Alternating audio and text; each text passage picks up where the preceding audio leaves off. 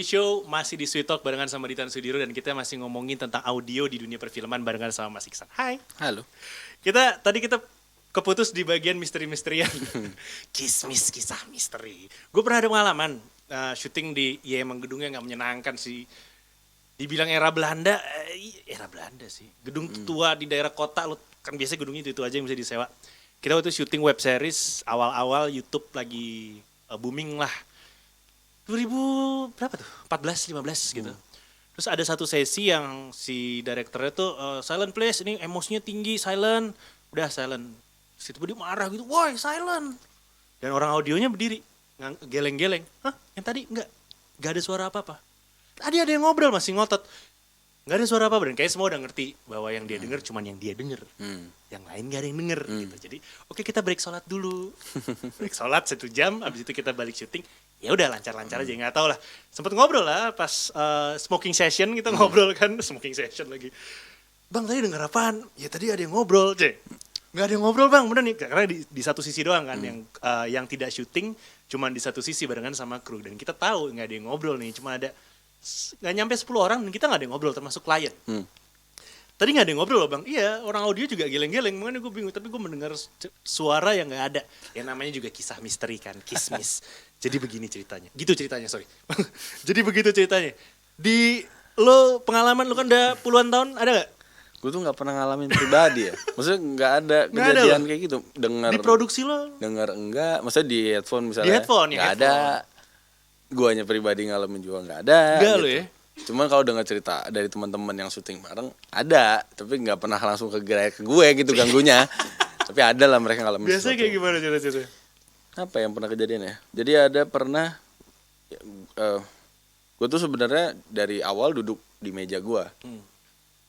Tiba-tiba nih temen gue keluar terus masuk, lo bukan di luar? Enggak, gue di dalam tadi. Oh oke. Terus dia bilang lah tadi gue ngobrol sama saya, gue nggak tahu, gue di dalam. Not gitu. audio related ya? Iya. Tapi dia ngomong sama gue katanya. Dan lo jawab? Lah gue di dalam terus dari tadi. Dan dia ngobrol sama Ya, siapa? dia jawab. Dan jadi dia ngobrol sama siapa? Gue nggak tahu lo ngobrol sama siapa. Itu agak males loh. Iya males buat dia, buat gue kan ya Iya. apa-apaan, gak ada apa-apa. Tapi lo di audio nggak ada ya? Nggak ada. Nah itu cerita tentang film. Nah ini gue nggak bohong nih. Cerita tadi gue nggak bohong. Cerita yang ini juga. Waktu gue masih siaran 2014, gue siaran jam sahur ya, jam 2 sampai jam 4 pagi. Gue juga bingung kenapa dibikin itu siaran. Dan yang lebih bingung kenapa gue mau gitu kan. Studio gue di Menara Imperium tuh dulu, samping KPK sekarang, di Kuningan. Lantainya tinggi, lantai 30-an gitulah. Terus siaran dari jam 2 sampai jam 4 cuman gue sama operator, OPP. Secara teknik lo tahu dong mic yang dibuka cuman gue.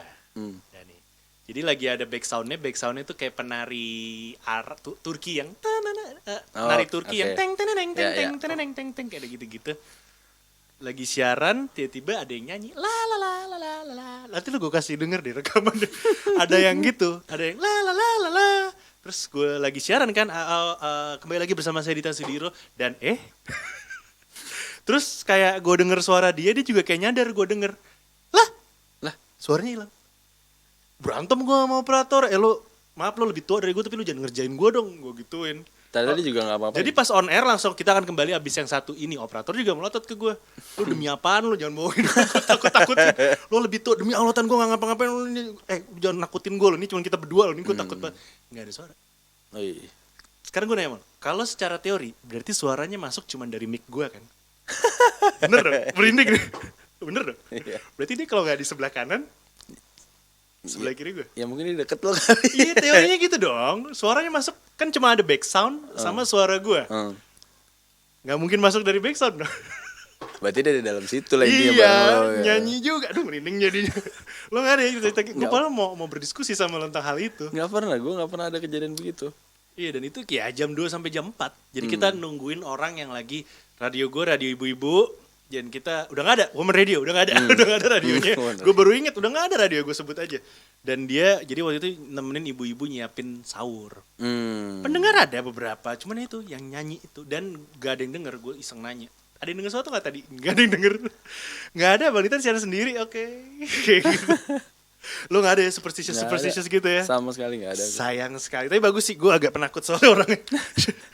Jadi kita gak usah bahas tentang itu. And anyway, ngomongin tentang, bahas sedikit tentang orang tua. pencetus radio pertama di Indonesia atau gimana sih? Atau frekuensinya atau apanya sih? Dia yang gue tahu ceritanya tuh dia yang masukin radio pertama kali ke Indonesia. Radio FM atau radio apanya nih? FM. FM, iya FM. Kalau nggak salah FM. Iya, zaman Bung Karno bukan FM. Apaan? Iya, itu udah udah FM. Iya, proklamasi itu belum AM juga setahu gue. Nggak tahu pakai apaan sampai sekarang gue nggak tahu. FM pertama tuh tahun Ya, berapa itu tuh? kakek gue sih. Tapi, Kakek lo? tahunnya gue juga nggak ngerti tuh. Terus ya itu jadi radio punya keluarga lah intinya. Yang kebetulan abis itu yang dimegang jadi direktur utamanya kebetulan bokap Di Jakarta. di Jakarta. Bertahun-tahun. Dari zaman gue kecil sih. Maksudnya gue kecil udah ada itu radio gitu sampai dia tuh bubarnya pas kan ya. Mungkin antara SMA atau gue kuliah ya kayaknya itu udah dijual 101. Mahal tuh sekarang. Mahal banget. Mahal itu sayang sekali. Nah itu zaman itu pun kayak mulai surut ya. Maksudnya radio mulai mau kolaps gitu. Akhirnya gue jadi penyiar juga sempat nyoba-nyoba. Wih, di mana di sana? Iya di radio bokap lah. Gue nyoba-nyoba ngomong aja sendiri gitu, muter-muter lagu. Sempet ya? Sempat zaman SMA itu kalau nggak salah. Menikmati? Gue nggak bisa ngomong sendiri kan.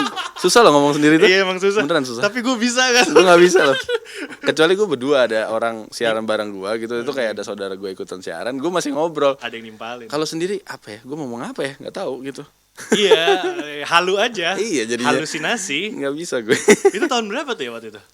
Wah, mungkin 90-an, 99, 98 Iya, kali pas masih ada tahun 2000, 99, 98, tapi kan tuh udah menjelang waktu itu namanya apa ya?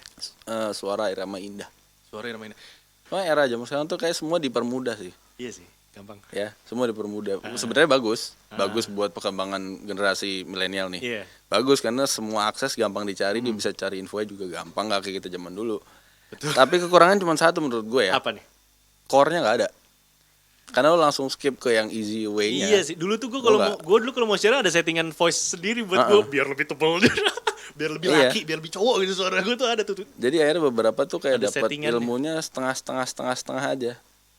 Karena langsung instan. skip, yes. Nanti kalau ada troubleshoot dia nggak tahu harus gimana. Iya, auto set. Dan sekarang juga kalau dulu tuh kalau pas kita mau siaran, yaudah kita ngeset sendiri. Ada kertas coret-coret. Yang paling atas itu di jam berapa, Iya. gainnya di jam berapa. Ini Semua dicatat, yes. Ada set. Terus tahun 2000-an 2005-an ke atas udah auto bro. Oh Ditan masuk studio, tinggal pencet Ditan, tak krak. Langsung nyali, iya. Betul. Tiba-tiba mixer lo gerak sendiri, tak. Udah nih settingannya Ditan nih. Sekarang udah kayak lu nggak sempet lihat ya? Iya. Studio nggak kayak sempat. gitu. Nggak sempet. Tapi cartridge tuh the old good times sih. Jadi zaman cartridge tuh masih ada Abang Library. Sekarang udah nggak ada bro Abang Library. Iya. Dulu ada bapak yang kerja di library, yang ruangannya karpet AC. Kerjaan dia cuma dengerin lagu sama rewind. Rewind, iya bener. Sama memastikan biar lo tahu cara biar cartridge nggak kena jamur gak? Nggak tahu gue. Gue juga nggak tahu sih, cuma ada tuh cara. Abang Library pasti tahu tuh, dia ada semprotan khususnya. Oh dibersih-bersihin ya? Ada cuman teknik kalau sempet ngobrol gitu kan, gue suka mencari tahu yang nggak penting kan. Ternyata cara paling utama lo puter. Cartridge lo puter, cara paling utama untuk supaya nggak ada jamur, nggak ada apa, lo play. Mau dia hilang sendiri? Iya, nggak perlu maintenance segala macam. Itu kalau ngomongin cartridge tuh, FYI. Oke, kita balik nih ke dunia film sendiri. Lo kan kalau ngomongin tentang karya sendiri, itu pasti memiliki perlu waktu lah. Ya tadi lo bilang, 2-3 bulan tuh bagus buat post pro audio gitu kan. Dan apa yang udah pasti lebih baik atau memang kita dari sisi produksi harus bilang cukup. Gimana sih menurut lo? Cukup deh, nggak apa-apa deh untuk suatu audio, atau lo harus nyari-nyari lagi kalau dalam suatu produksi biasanya? Maksudnya yang bilang cukup nih siapa nih? Lo dari audionya sendiri gimana? Biasanya kan direktur udah bilang audio dapet nggak? Oke deh, cukup deh. Atau lo tipikal orang yang nanti gue tweak deh, atau gue nyari lagi nih, retake deh untuk nyari suatu momen. Oh, kalau gue pertimbangan lo apa sih? Ya, kalau untuk nge-call ini oke atau enggak maksudnya? Pertimbangan dulu tuh dia ada misalnya dalam scene itu dia shotnya tuh ada apa aja gitu. So kalau misalnya ada something di misalnya shot satunya lo ngomong itu two shot, lo mau gue ngomong ternyata ada apa-apa. Kalau gue tahu dia mau ada shot lain, which is berarti misalnya ini let's say udah take ke 6, udah banyak banget kita take. Terus take ke 6 dia gambarnya oke tapi soundnya nggak oke sebenarnya. Nah gue akan lempar situasi itu, maksudnya Kalau lo ada shot lain nih, lo kita tarik ke situ aja soundnya gitu. Audionya Misalnya kita tarik aja. ya kita lanjut aja dulu karena udah panjang. Let's say udah berulang-ulang terus kan. Diulang lagi belum tentu bagus. Belum tuh dapat yang dia mau. Oh, Gitu. oke. Pertimbangan lo kurang lebih kayak gitu. Nah, kan kayak Lo gitu. santai ya ternyata ya kalau dalam. Santai banget, Bro. Santai ternyata Santai, ya. santai. Bukan tipikal yang gue nggak mau tahu. Enggak. Lo ketika lo menjadi gue nggak mau tahu ini harus begini, itu kapan? Ketika Kalau itu yang- situasinya kayak gimana? Kalau itu krusial banget. Kayak misalnya masih banyak longgar. Kita nggak ada departemen lain yang terganggu nih. Let's say misalnya nggak perlu ngejar matahari buat gambar. Iya, iya, mengejar matahari. Ya, nggak perlu ada efek yang dibuat kayak ada api atau apa segala macam yang melibatkan nyawa dan lain-lain. Nggak perlu ada, masa take-nya masih baru mulai take, nggak yang berkali-kali. Direkturnya juga nggak yang riuh dengan ini nggak dapat atau apa. Itu pasti gue akan kekeh untuk ngulang. Oh, ya udah. Kalau belum oke. Bagian gue deh. Iya. Gitu ya dengan Yes. catatan belum oke, ini krusial. Dan itu emang Oke. adegan krusial ya, maksudnya adegan yang Emang gak benang merah ibaratnya. Oke, Anyone masih kan nih dari tadi gue udah nanya lo mulai dari mana? Awalnya lo bilang dari IO segala macam. Di departemen mana sih lo di sound department mana sih lo awalnya? Pas awal banget. maksudnya sebagai apa? Sebagai kru audio, tim audio. Pas awal-awal banget. Jadi kan kalau millennials di luar nih, gue tertarik sama audio, gue pengen masuk dunia film, bisa dimulai dari mana? Dari cerita lo dari mana nih kalau lo pribadi? Kalau gua pribadi itu sebenarnya gua kan mulainya ke post ya. Oh iya, lo langsung di post ya? Gue ke post dulu. Heeh. Gue ke post tuh cuma digitize, maksudnya cuma ngesingin, cuma masukin pakai synchronize. Betacam segala macam, kita ngesing suara dulu. Betacam. Zaman itu. Sekarang sih udah enggak ya. Roll-rollan ya? Iya. Ken. Masih pakai Ken, syutingnya masih pakai Ken. film. Pakai film. Zaman itu begitu. Dari situ kita akhirnya mulai ke sound effect, nyari sound effect segala macam. Terus aja ikutin proses itu sampai dan sepanjang gua ngerjain di post, gue tuh selalu ikut di film pendek. Maksudnya ada film pendek butuh bantuin, gue bantuin sebagai soundman-nya gitu. Karena gue mikir gue kuliah nih udah kelar, gue jangan udah keluar gue jadi apa? Jadi nyatet sound report misalnya atau jadi gulung-gulung kabel, kayak gue buang duit ya. Gue kuliah mending gue langsung aja kalau mau kayak gitu kan. Jadi emang gue nggak lari ke situ jalurnya. Gue ngambil ke post. Habis itu kadang gue di kampus tuh kayak ada dosen minta tolong bantuin syuting, ayo gue jadi bumbu operator dia. Belajar sama senior-senior kayak gue jadi sound asistennya dia. Tapi itu beberapa kali. Habis itu kelar dari post, gue tuh keluar karena gue megang film pertama gue itu Mereka Bilang Saya Monyet, Jenar ya. Iya, Jenar Maesa. Yes. Dari novel. Iya. Jangan panggil aku monyet. Iya. Mereka panggil aku atau jangan panggil? Jangan panggil. Iya, jangan panggil aku. Nah itu film pertama gue tuh itu. Apa Tahun tuh? itu. 2005. 2008. 3 berapa sih? Itu. 2008. 2008. Novelnya yang Novel. 2000-an awal keluaran novelnya. Itu awalnya ya. Itu film pertama. Yang ideal sebenarnya gimana kalau millennials nih yang nonton kita, gue mau juga nih yang ideal tuh dari. Kalau lu kan nggak kurang ideal, lu mengikuti jalur tuh. Kalau dia mau nyoba dari bener-bener nyoba, kalau gue bilang sih lebih dia berani aja langsung kontak orangnya.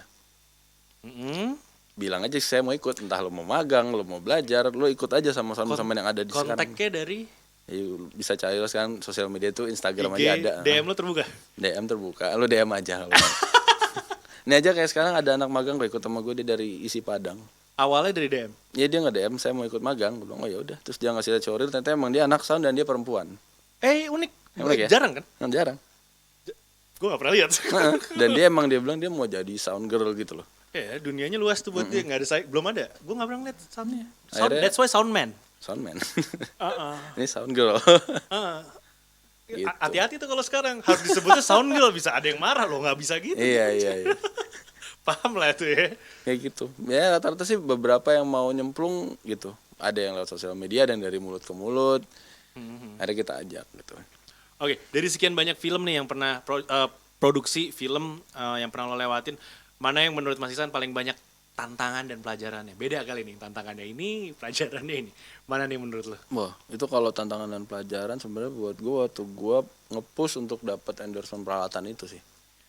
Oke. Jadi itu tuh Iya kan lo di endorse pelatan, ya sebenarnya bukan apa ya sebutannya. Sebenarnya bukan endorsement, tapi kayak gue dapat support lah. support, ya jatuhnya Gitu. support. Lebih ke support aja sih. Jadi kayak waktu itu mau jalan film pertama kali buat Netflix. Yes, for Netflix, it's original Netflix gitu. Filmnya juga lumayan chaos, maksudnya ada berantem riweh, terus kita monitor di mana adegannya jauh dari meja kita segala macam. Waktu masuk itu gue mikir nih alat gue harus ganti. Ini semuanya gue harus ganti, ini nggak bisa nih gue pakai ini, pasti gue ketinggalan nih sama kameranya, sama apa, gue akan mampus aja nih syuting. Teknologinya ya. Secara teknologi. Nah di situ gue tahu brand-brand itu ada. Dan lu mau beli, lu kan bilang kalau nggak ada gue beli, gue bayarin. Nah itu gue nggak bisa beli karena Oh, nggak bisa harganya beli. wow. Terus Nggak gue bisa mahal nggak ya. bisa mahal. Akhirnya gue minta langsung kontak ke brand itu, mereka dilempar ke distributor di Singapura.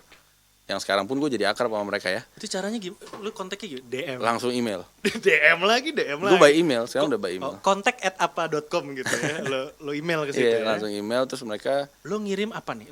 gue kasih tau, gue ceritain aja, gue mau bikin film gini ini gue dari Indonesia, gue soundman bla bla bla, gue butuh support karena Lo kasih lihat karya-karya lo juga dong. ya dia nanya, gue kasih lihat. Akhirnya kan gue ngobrol sama yang distributor Singapura itu kan, karena dia yang paling dekat Ya. jalur. Mereka pas gue ceritain, bargain mereka tuh cuman gue bilang gue masukin nama itu lo ke third title. Oh oke. Akhirnya mereka mau, oke kita support deh.